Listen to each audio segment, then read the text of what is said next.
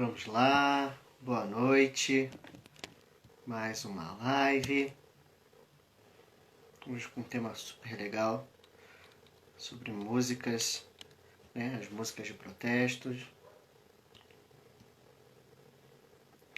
Olá Gabriel, boa noite, estamos aqui, então, abrir mais uma live. Hoje, né, o nosso tema é a censura à música de protesto nos anos de chumbo do regime militar do Brasil, de 1969 a 1974, com a Ana Caroline. Boa noite, Gabi, seja bem-vindo. Gabriel, boa noite a todos. Vou esperar a Ana entrar para a gente começar, né? Tema muito legal. Não sei quem reparou lá no Stories, né? Teve a música, uma das músicas que ela cita, né, nessa monografia. Boa noite, Gabriele, né, que é do Chico Buarque. Podia até ter colocado uma musiquinha aqui, né, no começo, mas acabei não colocando. Vamos esperar a Ana. Assim que ela entrar, a gente começa aí.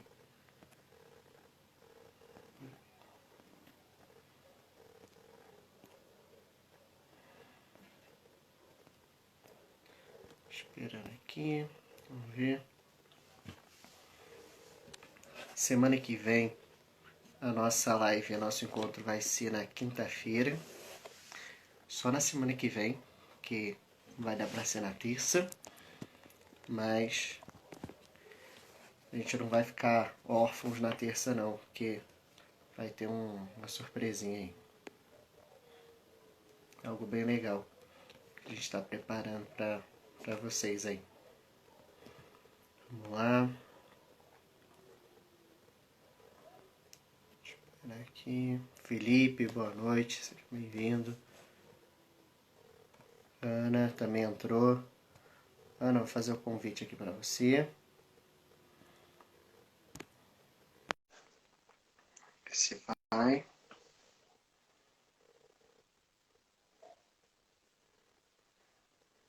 Guardando.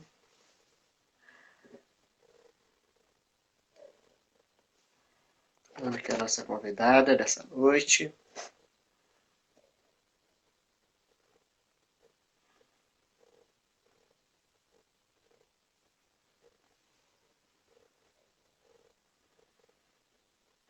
Mariane, seja bem-vinda.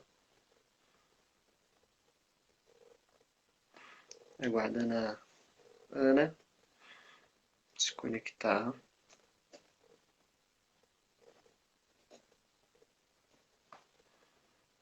Foi, acho que foi, hein? Oi, Oi, Ana. tudo bem? Tudo bem? Tá me ouvindo certinho? Tô ouvindo, eu fiquei até um pouco nervosa agora, porque acabou a luz aqui na região, eu falei, meu Deus, e agora? Mas Ih, voltou. caramba. Deu tudo certo. Ai, Ana, ai. primeiramente, queria agradecer você por participar aqui conosco do projeto, de ter aceitado, tá? Muito obrigado. Eu que agradeço E a oportunidade. obrigado mesmo. Eu quero que você se apresente, né, para as pessoas, fale um pouquinho de você e por que você escolheu história pra gente. Então, eu sou a Ana Caroline, eu me formei em História pela UCP, junto com o Bentinho, a gente se formou junto. Isso aí. E a história, na verdade, assim, foi uma coisa que foi quase que do nada, não era uma coisa que eu esperava. Eu me lembro que Uhum. quando eu fui fazer a prova do pré-vestibular, eu tinha botado para direito e história. E aí, só que nessa época eu estava fazendo pré-vestibular e aí eu fui me apaixonando mais ainda por história. E eu fiquei, caramba, se eu conseguisse, né, entrar para a história seria muito legal, seria muito interessante. Foi aí que eu comecei e me apaixonei, embora hoje em dia eu ainda não esteja trabalhando com isso, estou fazendo até uma outra graduação de outra área, mas eu adoro a história, é uma coisa que eu quero ter oportunidade de trabalhar com isso um dia e a gente está aí. Isso. E tem vontade de trabalhar então em sala de aula? Tem, tem. Eu prefiro sala de aula. Bom, isso é bom. Ana, seu tema é muito bom, cara. Quanta música. Adorei, adorei o tema mesmo. Fala um pouquinho pra gente por que tu escolheu esse tema e depois pode dar continuidade explicando, tá? Pode ficar à vontade. Tá, então eu posso ir direto, qualquer coisa tu me interrompe, né? Tá, isso, pode deixar. Tá bom. Quando a gente começou, né, nessa parte da monografia, na verdade, meu primeiro tema, a primeira coisa que eu tinha pensado seria falar em alguma coisa sobre escravidão. Mas aí eu ainda não tinha o tema muito delimitado, eu ainda não tinha noção do que fazer. E naquela época, eu acredito que hoje em dia eu acho que eu me daria melhor se eu fizesse sobre isso. Mas eu acho que Uhum. naquela época eu não tinha. Eu acho que. Não sei se seria a palavra, mas eu acho que eu não teria tanta maturidade para falar sobre um tema daquele, porque mexe de Sim, uma forma muito pessoal. E aí eu preferi não falar sobre isso naquela hora. E aí eu fui para o plano B, que é sobre a ditadura, que também é um período que eu gosto muito de falar, de estudar. E aí eu sentei, conversei com a Lia, que foi minha orientadora, e eu falei com ela, eu queria falar alguma coisa sobre ditadura, sobre censura, mas eu ainda não tinha noção, ainda não tinha delimitado o tema completamente. Aí ela falou, mas aí você quer falar sobre censura ao teatro, à música? Aí eu falei, a música é interessante, eu gosto dessas coisas. E aí ela me deu vários textos para eu poder ir procurando saber mais qual seria a parte da música que eu falaria, porque também tem que é delimitar bem mais um grande. pouco. E aí eu descobri, dentro dessa coisa da MPB, eu descobri a música de protesto, que eu nem conhecia também. E aí eu Aham. vi um tema que era interessante para mim, interessante para ela, porque é interessante que a gente escolha um tema que seja assim interessante para os dois, até para a gente conseguir desenvolver melhor. E a gente seguiu nessa. Essa foi a minha justificativa. E também porque assim, o trabalho, na verdade, eu sempre, logo no início, eu coloquei que ele se trata de um estudo. Ele, assim, Sim, ele não está apresentando nada novo, né? Tudo que está ali é a partir de pessoas que já pesquisaram, já falaram sobre, mas ele vai agregar, assim, um material de estudo de quem um dia quer se aprofundar nisso. E a gente achou um pouco de dificuldade no material sobre a música de protesto, que ela não é tão falada assim, de uma forma mais restrita. E aí foi por isso, por gostar do tema, né, por ser interessante e também para poder agregar um pouco mais nos estudos sobre isso. sim. Eu E achei, aí eu achei bem, posso. eu achei Pode bem falar. legal isso.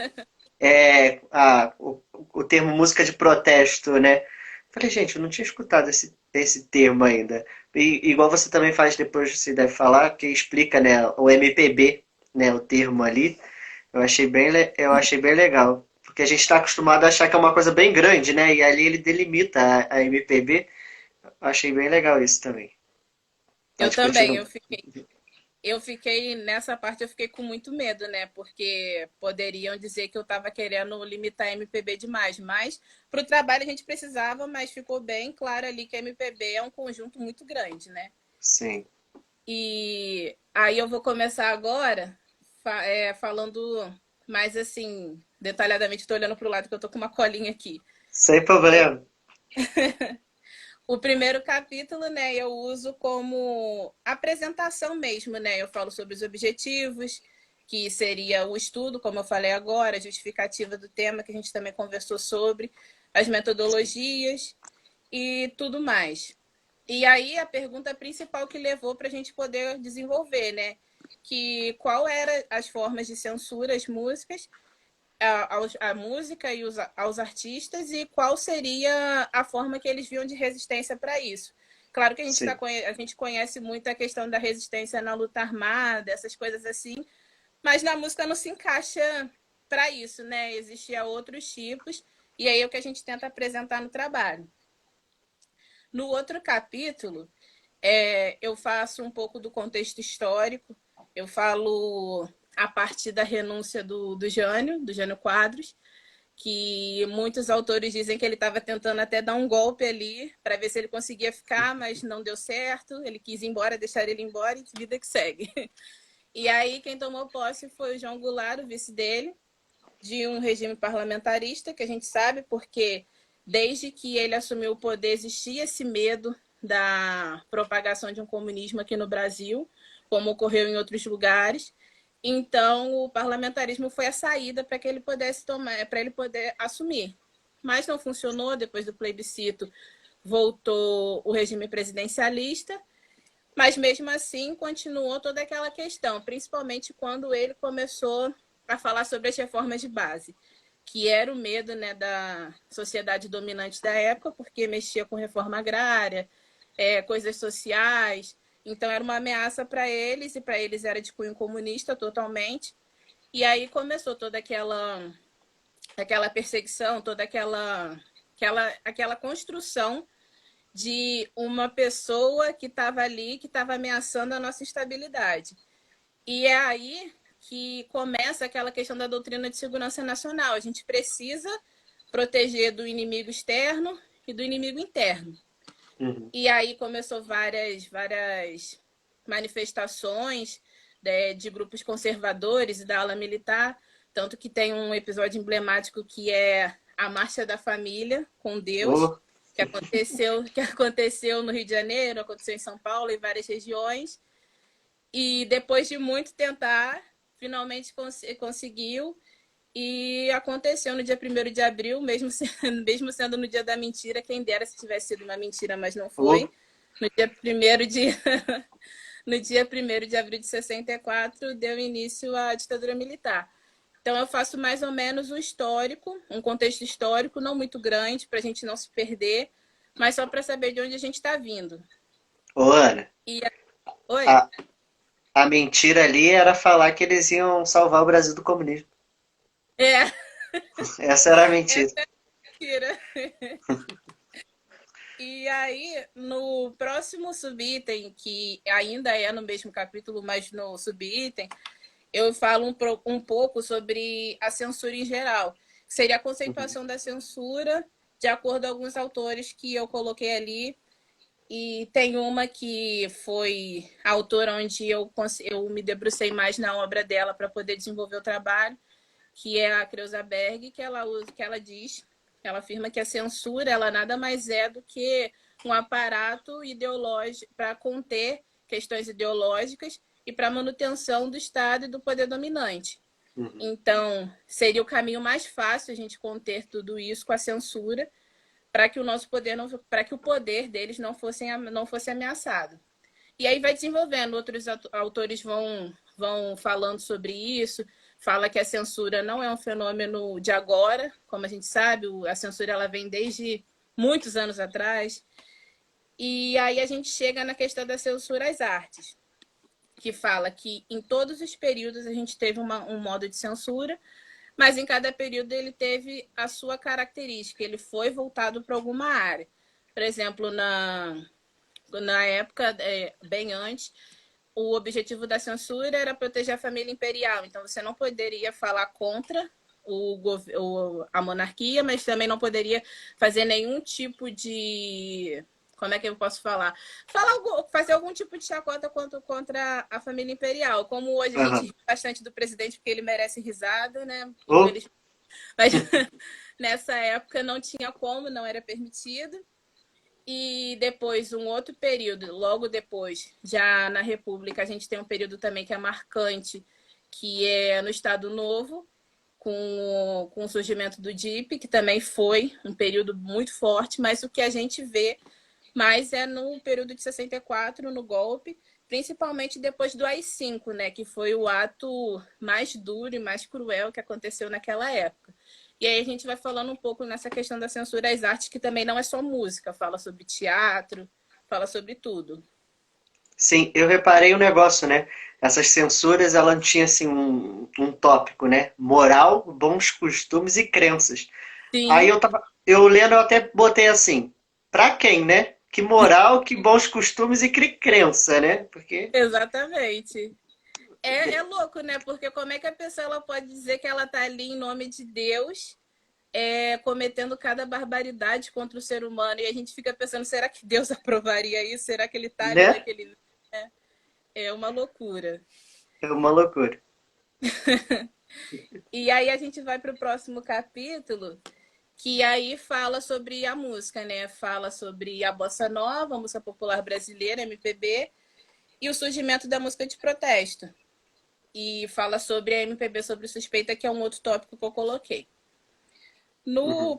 Na primeira parte, que é o capítulo da bossa nova, a música popular brasileira, eu faço de novo um contexto histórico, só que aí a gente tem que dar um recorte enorme, porque não tem como a gente falar da trajetória da música desde o seu início, porque é lógico que não é uma verdade absoluta, mas é quase que um consenso geral de que a música popular brasileira ela começa no século XVIII, mais ou menos. Então, muito tempo para se falar sobre a música não teria como, não cabe no trabalho. Então, a gente preferiu fazer um recorte, falar a partir da década de 1950, que foi naquela época dos anos dourados, daquele projeto de 50 anos em 5, em que eles tinham a ideia de transformar o Brasil em referência, porque até então a gente tinha uma ideia de que o Brasil ele pega muita coisa de fora, mas ele não tem nada de bom aqui dentro para mostrar. Uhum. Então, nessa época que se deu muita força para essa questão interna, mas ao mesmo tempo a gente recebeu influências externas, e é aí que a bossa nova jazzista, que ela tem uma influência no jazz americano, ela toma força. E aí a gente vendo assim a pesquisa, consegue delimitar mais ou menos, não com precisão, mas se a gente quiser dar uma delimitada de quando surgiu isso, foi a partir da música Chega de Saudade, do João Gilberto, que marcou essa era da bossa nova jazzista, que tinha aquela característica de falar baixinho, aquela coisa do violão suave, como ali até falava coisa do barquinho vai, barquinho vem, que eles não tinham muita preocupação em mostrar o que estava acontecendo aqui. Eles queriam Uhum. mostrar as belezas, aonde veio a questão da a música Garota de Ipanema, era esse tipo de música. Só que quando chega na década de 1960, que. Ah, Marcela falou música de apartamento, isso É, mesmo. música já tô vendo. Quando chega na década de 1960, ela encontra um impasse muito grande, né? Porque a gente está num período onde está uma efervescência política muito grande, onde as pessoas estão querendo contestar tudo de ruim que está acontecendo, e aí elas se pegam pensando como que conseguem fazer uma música dessa forma, sendo que a gente está num período tão complicado. A gente precisa falar de uma forma mais política, né? De uma forma mais engajada. Uhum. E aí que ela toma, que ela tem um certo embate é, com uma bossa nova que ela vem contrapor, que seria a bossa nova nacionalista. Eles têm a vontade de falar sobre o que está acontecendo politicamente aqui, não só as belezas, tem a característica de denunciar. E aí a gente faz, assim como fez, tentando delimitar mais ou menos o surgimento, a gente faz o Uhum. surgimento dela com. Ah, esqueci o nome da música. Eu vou lembrar daqui a pouco, mas eu vou falar. Elis cantou, não foi? Isso, Eu lembro que foi esqueci. Elis. Eu anotei aqui Foi. em algum lugar. Eu vou lembrar já já, mas Arrastão. É Arrastão, do isso, Vinícius. arrastão. Ela foi a música assim que a gente pode colocar como o início da bossa nova nacionalista. E nesse momento que a gente começa a falar no outro tópico sobre a música de protesto em si. Calma aí, é isso mesmo, Marcela. É Arrastão o nome da música. Isso, eu tava com ela na ponta da língua. Eu tava, meu Deus, meu Deus. É de Vinícius, é do Vinícius na voz da Elis. Aí começa esse movimento. O nome é engraçado, né? Porque fala arrastão. Aí hoje já tem outra conotação, né? Do É. arrastão. Eu também fiquei com essa questão, igual a Marcela. Arrastão? É, arrastão. E aí é nesse momento que se começa a pensar nessa música de protesto. Só que aí eu achei interessante falar no trabalho que no surgimento da música de protesto a gente não pode ignorar uma outra vertente que seria a música engajada. E aí Uhum. a gente faz um paralelo entre as duas. É lógico que uma entra assim no período da outra, não tem como ver elas de forma separada, mas se a gente for colocar, se a gente for delimitar, fazer um recorte temporal, a gente coloca que a música engajada, ela veio antes da música de protesto, ela veio no início, de 1960, porque se a gente fizer uma diferença entre as duas, a música engajada, na verdade, ela tem o objetivo de, é, de esclarecer. Ela tem o objetivo de conscientizar, trazer uma conscientização política para as pessoas que até então, a gente pode dizer, entre aspas, que eram alienados nessas questões políticas. Então, a música engajada ela vem nesse sentido, de conscientização. E logo depois, em meados de 1960, vem a música de protesto, que ela já parte da ideia de que as pessoas já estão engajadas politicamente, elas já sabem o que está acontecendo, e agora elas precisam agir, né? E aí ela convida para esse tipo de resistência contra tudo de ruim que está acontecendo naquele momento. E aí é nessa parte que a gente fala sobre a música de protesto de uma forma mais ampla.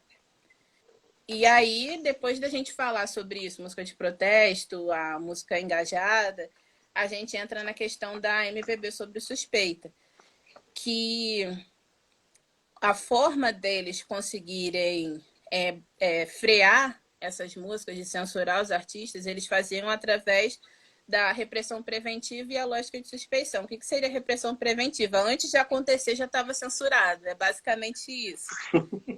E a lógica de suspeição era que tudo o que estava escrito ali era motivo de levantar uma certa suspeita. Se tivesse escrito, por exemplo, o nome de Chico Buarque, eles não queriam nem saber qual era a letra. Estava Chico ali censurado na mesma hora. Tem até um documentário que ele falava que a ditadura perseguiu ele, encheu o saco dele, mas ele também encheu muito o saco da ditadura também. E era basicamente isso. E aí, no próximo capítulo que a gente fala, que é sobre a censura política, a música de protesto nos anos de chumbo e as formas de resistência, na parte 4.1, a gente fala propriamente a partir do AI-5, no governo Médici, faz um pouco, a gente desenvolve um pouco essa questão, falar do período repressivo que foi, a cassação de mandatos, a questão de que as pessoas eram exiladas, tortura. E aí, nesse período, eu coloquei outras músicas no trabalho, mas aí eu achei interessante trazer para cá para a gente falar um pouco. Tem 3 canções que foram bem assim faladas na época, que foram censuradas. A primeira canção que eu quero falar aqui seria a música A Ilha, que era do Taiguara. E para eles foi censurado porque eles diziam que fazia ilusão a Cuba. A gente não teve assim a afirmação de que realmente fazia, mas pelas coisas que estavam escritas, questão de vermelho, porque não poderia escrever vermelho, luta, sangue, esse tipo de coisa eu não podia escrever, porque já para ele já fazia uma alusão ao comunismo. Então a música ela foi censurada com essa justificativa. A canção Figa de Guiné, de Baden-Powell, ela também foi censurada porque, segundo eles, ia contra toda a doutrina, né, do governo, ia contra tudo aquilo que eles acreditavam. E a música Canto Livre da América, que foi do Geraldo Vandré, que numa parte da música ele falava sobre eu tenho que anotar os nomes, porque de nome assim eu não lembro de todos. Sem problema. Os Tupamaróis. Tupamaróis, eles eram um grupo guerrilheiro que matou um agente da CIA. Então, aí, quando eles viram, falou, não pode, tem que trocar, e se não trocar, não vai sair. E aí a gente tem uma questão muito interessante, porque além da questão política, teve essa questão que você falou, da moral e bons costumes, né? Então a censura também foi muito moral. E um exemplo disso foi a música que foi do Odair José, aquela que eu acho que todo mundo já deve ter escutado falar até de brincadeira por aí, que é aquela Pare de Tomar a Pílula, que foi censurada, mas depois ele conseguiu liberar, porque ele deu uma volta lá nos censores, porque primeiro eles entenderam que quando ele falou para parar de tomar a pílula, porque ele estava incentivando que as mulheres, principalmente as mulheres pobres, que era o medo deles, tivessem muitos filhos e que na cabeça deles, muitas pessoas pobres em solo brasileiro, seria mais fácil do comunismo se instalar aqui. Então, eles tinham esse medo, e na mesma época também tinha uma empresa que era bem fã, ela produzia anticoncepcionais, ela era patrocinada pelo governo da época, e ela tinha como interesse essa contracepção das mulheres. Então, era uma questão de saúde pública, mas principalmente uma questão política e ideológica, que não era interessante para eles a propagação de pessoas pobres, porque isso daí daria mais força para o comunismo. Uhum. E aí, quando foi censurado, o advogado da produtora que ele era foi lá e falou: é, ele vai vir pessoalmente justificar por que, que a música fala. E aí ele deu uma volta total lá neles, falando que não foi isso que ele quis dizer, que não tem nada a ver, porque na verdade a música é porque um cara estava querendo ter filhos, ele estava querendo proteger a família, assim como o governo gosta da família, gosta dos bons costumes. O cara queria ter filho e a mulher não queria ter. Então, ele falou que estava totalmente de acordo com a questão da família e por isso que ele fez a música. Na mesma hora, a música foi liberada. Então, Eu achei, ele deu, ele deu uma volta completa neles. achei muito legal. E ele ainda usou a igreja. Eu vi lá, É, ele ainda usou a igreja, porque ele falou, não, a igreja proíbe o uso de pílula. Então isso está indo contra a crença. deu Cara, uma volta total. Eu fico imaginando muito ele lá bom. falando. E, a, Ótimo. e aí, a gente agora indo para a questão das formas de resistência que aconteceu nesse período, foram formas assim que às vezes a gente se depara e fala, ai, nossa, mas que coisa fraca, né? Que jeito fraco de resistir. Mas se a gente parar para pensar no período, né? Como que foi duro pós AI-5, como que qualquer coisa já te colocava na mira. De às vezes você tá na rua com uma camisa vermelha, já te colocavam no radar deles. Então isso foi uma coisa que foi revolucionária para a época. E aí as formas de resistência que eles usaram e que eu coloquei no trabalho seria primeiramente a linguagem de Fresta, que seria as metáforas, mas aqui a gente logo expõe que esse termo metáfora ele não tem nada a ver com a língua portuguesa, porque a gente sabe que até tem uma relação, mas não é propriamente da língua portuguesa que a gente está falando. A gente está falando de questão Uhum. de metáforas, de falar uma coisa e dizer outra, mas sem se aprofundar nessa questão.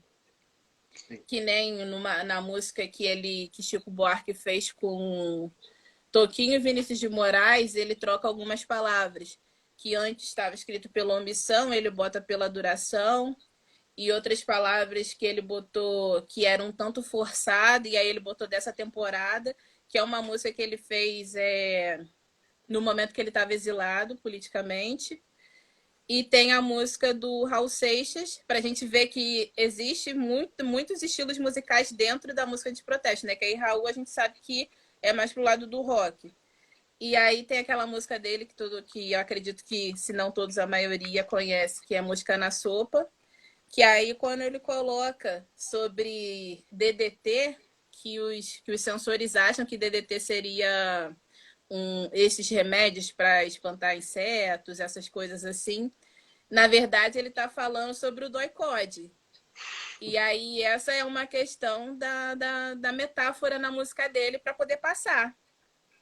E as outras formas que eles encontravam era apresentar uma justificativa, como o Odaí fez, né? Ele foi ele próprio lá no DCDP para poder falar o que era a música. Para eles falarem, não, não é bem assim que vocês estão achando, é um outro tipo de coisa que eu estou querendo dizer.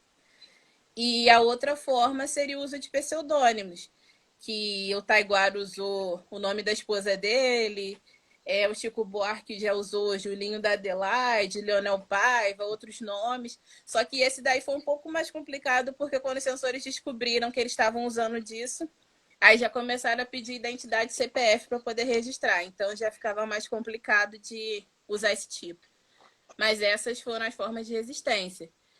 E assim, A gente já vai chegando na consideração final, acho que eu falei rápido demais, Tu nem sei. falou rapidão. Eu vou. Calma aí, vou te segurar um pouquinho. Porque, voltando nesse capítulo, eu achei muito interessante, né? Porque mal eles viam lá na letra, e se tivesse, igual tu falou, sangue, luta, perseguição, opa, essa música já tá. Já não pode ser publicada, né? Pode ser gravada. Eu fiquei, cara, igual da ilha, né? É uma Na hora que loucura, qualquer coisa. falou ilha, não, eles já tinham aquela ideia, não, vocês estão falando lá de Cuba, porque Cuba é a capital. Eles falaram que tinha o quê? Era uma sede em Havana, né? Isso. Que comandava tudo aqui nessa parte de divulgação. Eu falei, cara, os caras eram absurdamente.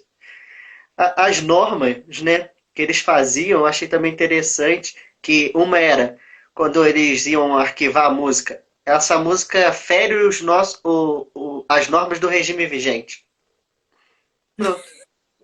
Não tem mais porquê, fere e acabou. Eu não tenho por que te dar explicação, era basicamente isso.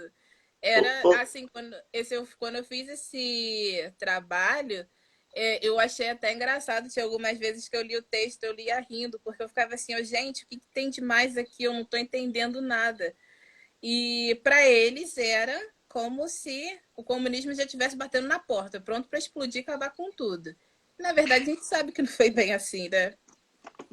o Felipe até comentou aqui que muitas músicas do Raul passava pela letra ser subversiva demais, né? E tinha isso também, tinha outra coisa que eles classificavam que era mensagem de teor subversivo. Sim, muita Não, coisa. não E preciso falar eles mais nada. É só teor subversivo. Arquiva a teve música. uma teve uma outra forma que alguns autores usavam também, que às vezes, além deles usarem nomes diferentes, às vezes eles até pediam para outras pessoas registrarem, dizendo que a música era sua, porque, por exemplo, como eu falei, Chico Buarque chegou lá, já tem o nome dele, não quero saber, não vai passar e acabou. E eu acredito que Uhum. com o Raul também deve ter acontecido muito disso, porque eles sabiam que incomodavam, eles sabiam que, quer dizer, eles tinham medo da força deles. E às vezes era um medo que não tinha nenhum tipo de fundamento, não tinha Não. nada ali. Era completamente louco. Na, na parte acho, do Pare de Tomar a Pílula, aí que entra a questão também política e moral, né? Que aí começa a falar sobre o sexo, Uhum. violência, droga. Isso também, se tivesse escrito lá o relacionamento homoafetivo, se tivesse alguma coisa relacionada a isso, eles também já tiravam. É, tem uma música que foi da Rita Lee, foi com outro cantor. Eu esqueci o nome da música, esqueci o nome do outro cantor. Mas era uma música da Rita Lee. Deixa eu ver se eu acho aqui, se eu coloquei no meu slide. Que ela falava, tinha uma parte que falava não sei se sou homem ou se à noite sou mulher, uma coisa do tipo. E aí, Uhum, para eles, aquilo já era um escândalo, porque a pessoa, como é que eles diziam? A pessoa que era desvio, tinha um desvio, que a pessoa não sabia se era homem, se era mulher, então para eles não poderia passar essa questão. Então, o político e o moral, eles se misturavam muito e às vezes não tinha nem como a gente separar, porque a censura era política e era moral, às vezes na mesma música. Um exemplo disso é essa música Pare de Tomar a Pílula.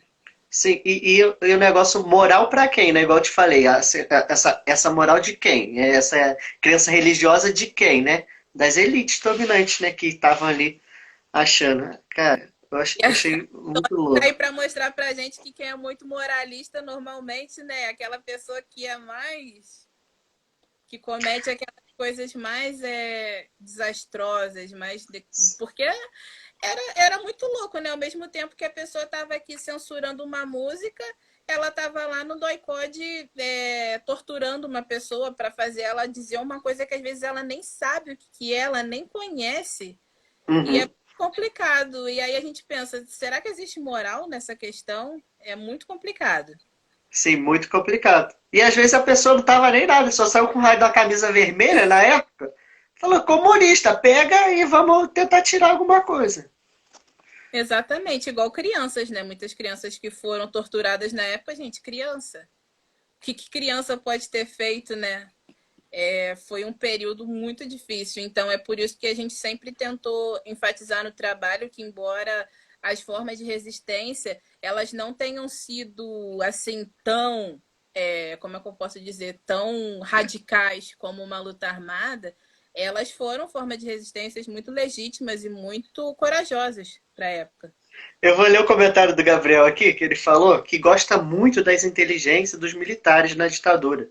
Não sabiam interpretar música, hoje não sabe de geografia. É exatamente isso, Gabriel, exatamente. A gente percebe que entra ano, sai ano e continua a mesma coisa. Não muda. Eles não sabem interpretar. O negócio é esse. Ai, ai. Ah, isso é muito louco, porque eles tinham cada interpretação. Só pelo. Igual o Chico Buarque sofreu, só porque estava lá Chico Buarque, eles já nem liam a letra. E depois o cara ia lá como o Raul, ou outro, iam justificar, dava uma enrolada neles, né? E eles ficavam sem saber o que fazer. E acabavam aprovando. Teve até uma música do próprio Chico Buarque que ela foi proibida, depois ela foi permitida e depois acho que ela voltou a ser proibida, que foi Apesar de Você.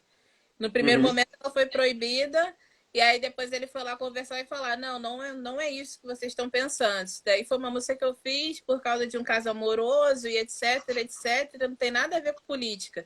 E aí deixaram a música passar, depois passou um tempo, proibiram a música de novo. Então a gente É. vê que nem eles sabem o que eles estão fazendo, na verdade. Não sabem nem o que eles estão proibindo. Sim, essa música foi a que eu botei no Stories para É, anunciar, apesar de você. Aí é louco, cara, o negócio, porque eles não sabiam. E isso ele tava depois, ele disse, né, que estava fazendo referência ao Médici, que estava na. Apesar de você estar lá, né?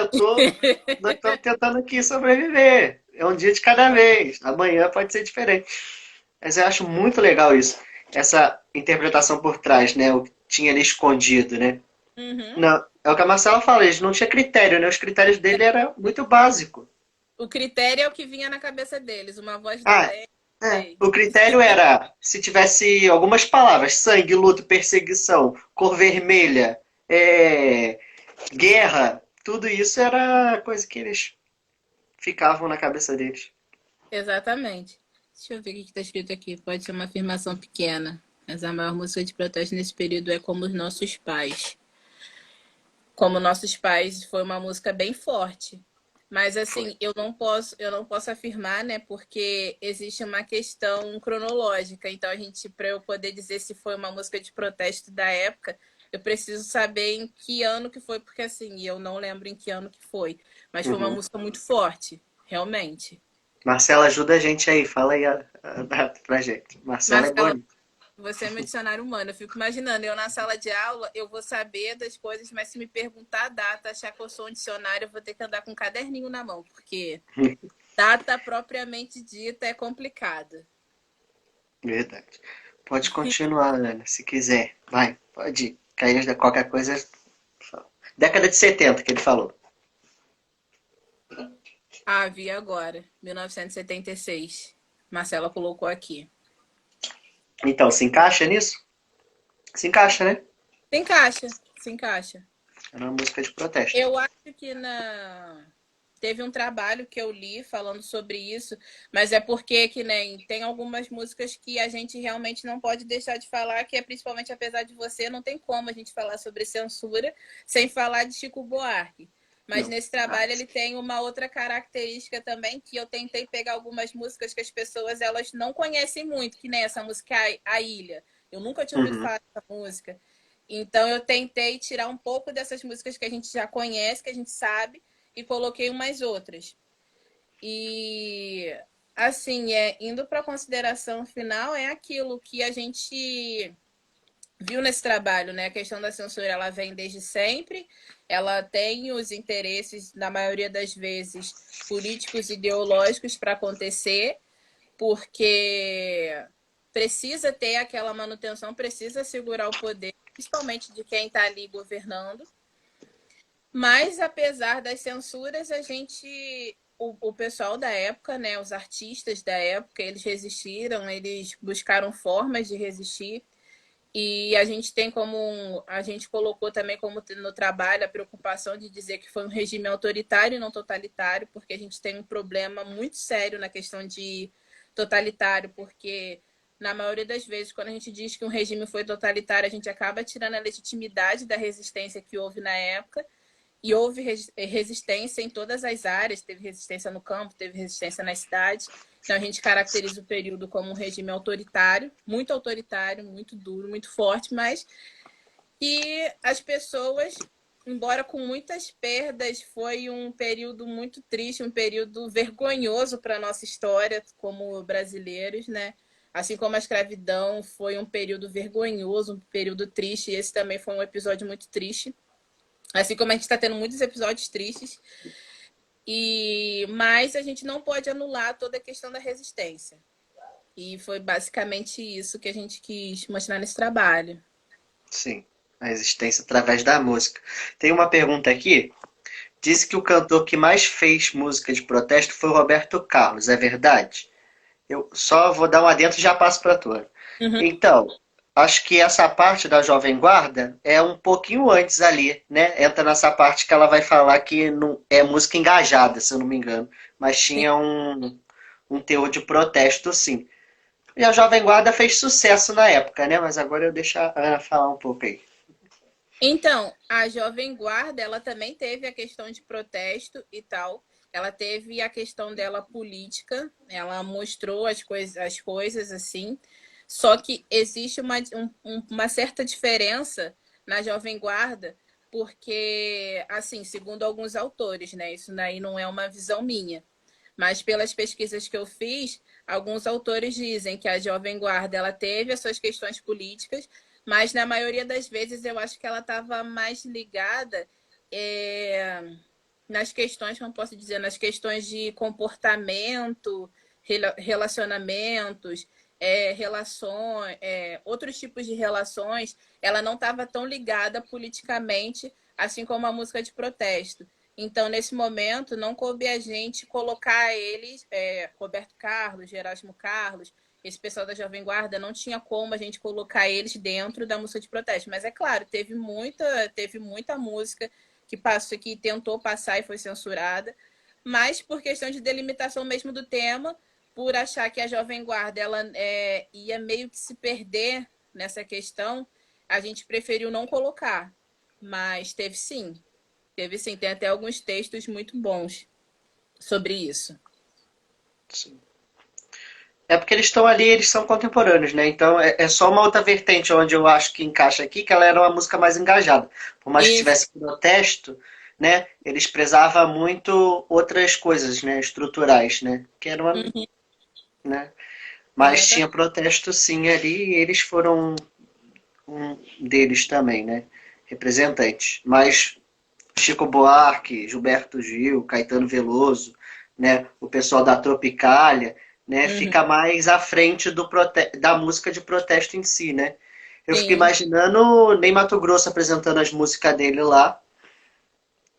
Cara, com todo aquele aparato de censura, né, que eles tinham, né? Ah, Viu uma palavra, opa, calma aí, que troço é esse, né? de jeito As, nenhum.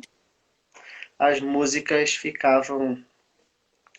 Eu anotei uma frase do Nelson Mota que você usou, que Uhum. diz assim: com a repressão política onipresente e cada vez mais truculenta a, e paranoica, a música popular contestava a rigidez do regime na libertação da sexualidade e da linguagem.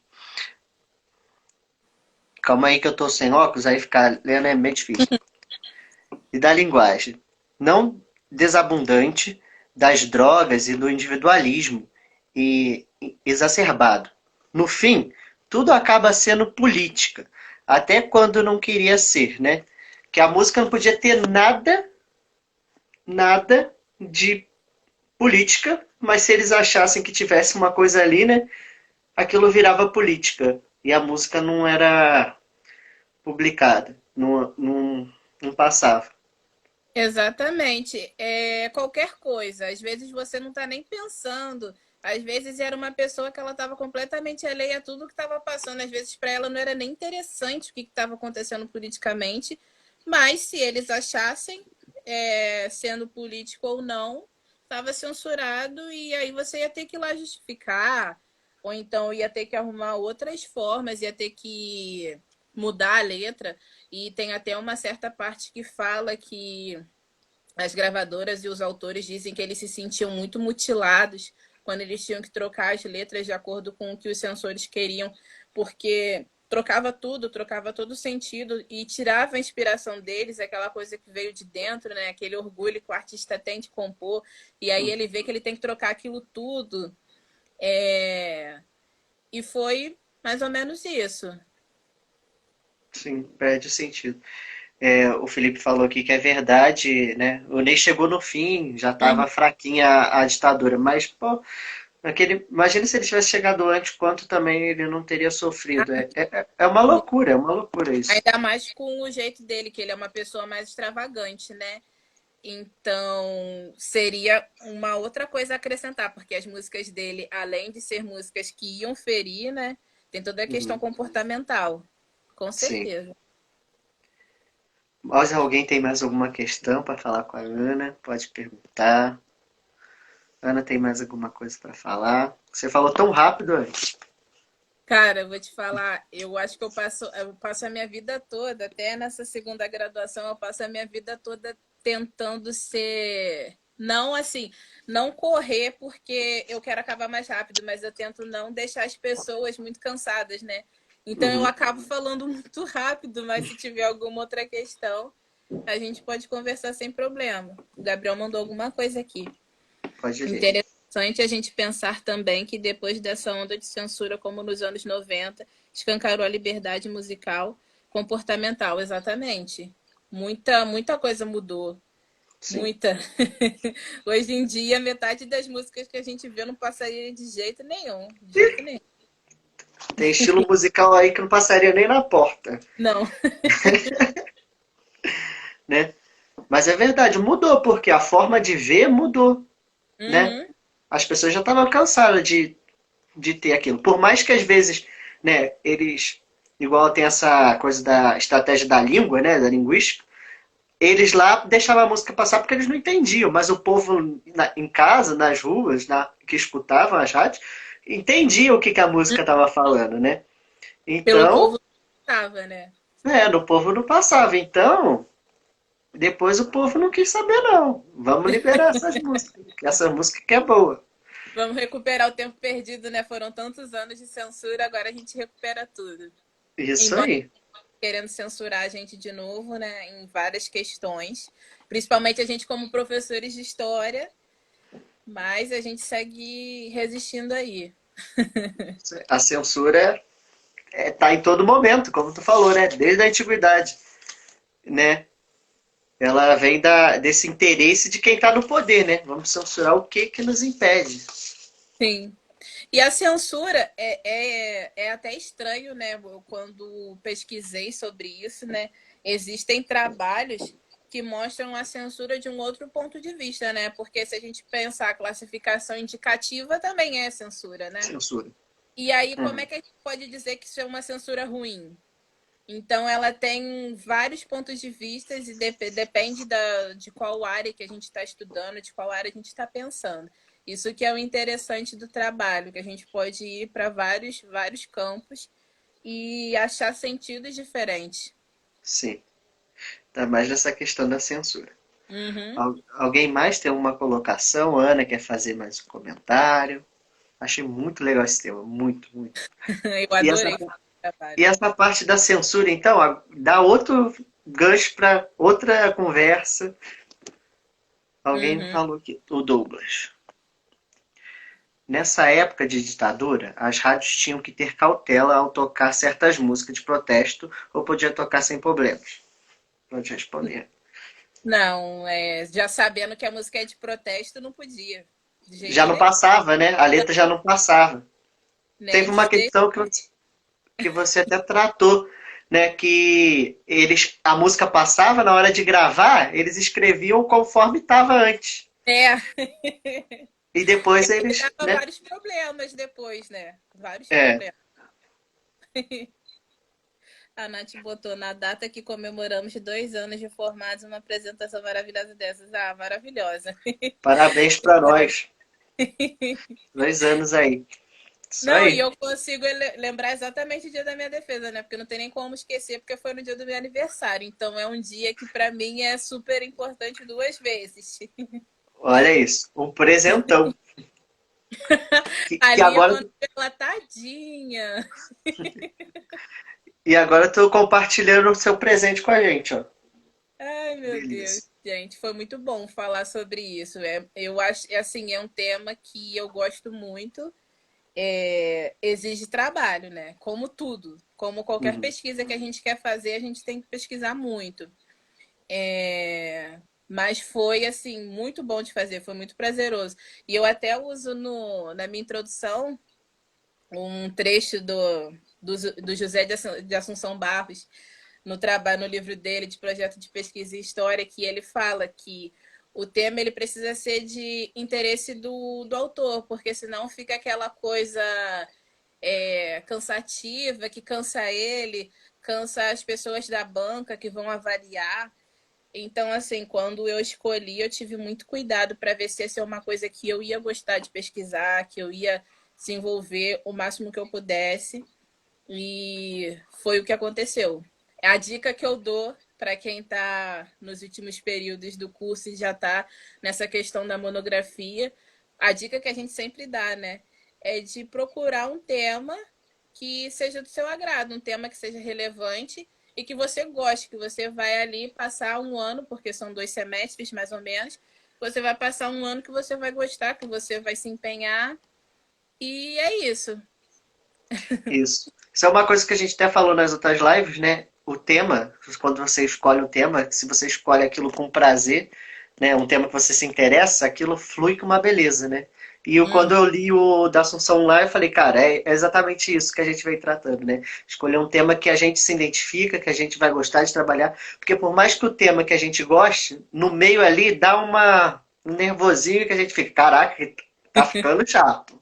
E é, a gente tenta, porque por mais que mesmo eu sendo goste, uma coisa que a gente gosta, chega uma hora que chega um negocinho assim meio chatinho, meio ruim de entender, então imagina quando é uma coisa que tu já não quer fazer, piora. pior. Ana, muito obrigado mesmo por ter compartilhado conosco essa pesquisa maravilhosa. Antes de terminar, eu vou citar uma frase sua, logo lá na conclusão, que diz assim: a ditadura militar foi um momento onde as vozes foram abafadas e algumas foram silenciadas para sempre, né?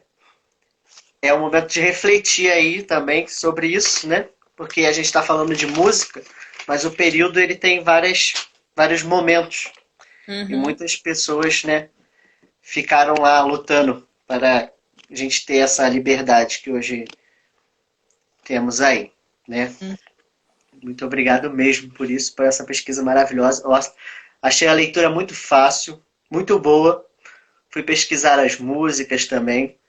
Depois eu vou até postar, fazer uma coisa de postar alguma das músicas aqui no Stories, tá? Eu que Muito agradeço obrigado a mesmo. oportunidade, foi muito bom contribuir com esse estudo e compartilhar com vocês. Eu agradeço também todos que nos acompanharam, né? Suas amigas estão todas aqui, o grupo da Marcela, né? Como diria a Lia, todas aqui, todo mundo que nos acompanhou. Obrigado pela presença. Aqui é o Jéssica, a Gabi, o Douglas, a Marcela, Gabriel, Felipe, né? Outros que passaram por aqui também. Agradeço aí. Obrigado, gente. Vou lembrar aqui que semana que vem a gente não vai ter a live na terça, vai ser na quinta, tá? A gente vai estar tratando de um tema com o professor Wagner Moraes, educação patrimonial através de um roteiro histórico-geográfico no bairro de Inhaúma, no Rio de Janeiro. Que O, bacana. ele vai defender a tese dele de mestrado na quarta-feira e na quinta ele já vai falar sobre ela aqui com a gente. Então acho um tema muito legal, tá bom?